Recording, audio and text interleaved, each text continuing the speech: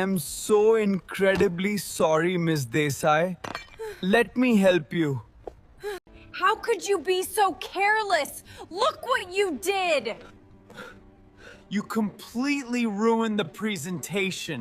This is unacceptable.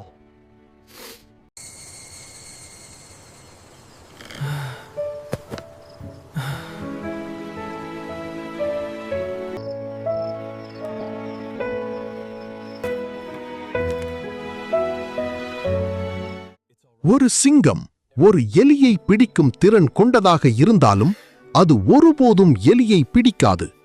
உன்னால முடியும் என்பதால் நீ அதை செய்ய வேண்டும் என்று அர்த்தமல்ல. சிங்கத்திற்கு உணவளிக்க எலிகளுக்கு அதன் சிற உடலில் கிட்டத்தட்ட போதுமான புரதம் இல்லை. மேலும் எலியை துரத்தினால் சிங்கத்தின் சக்தி வீணடிக்கப்படும். சிங்கங்கள் எலிகளை வேட்டையாடினால் அவை பட்டினியால் இறக்க நேரிடும். அதனால்தான் சிங்கம் எலிகளுக்கு பதிலாக வரிக்குதிரைகளை சாப்பிடுகிறது.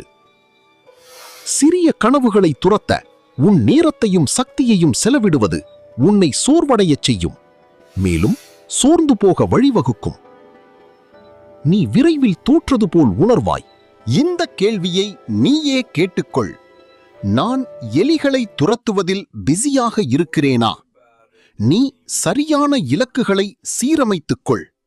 கட்டுப்படுத்தப்பட்ட நம்பிக்கைகளை உடைத்து சவால்களை மேற்கொள். இது சில தனித்துவமான மாற்றங்களுக்கு வழிவகுத்து வெற்றியை உனக்கு வழங்கும். சிங்கம் போல் இரு.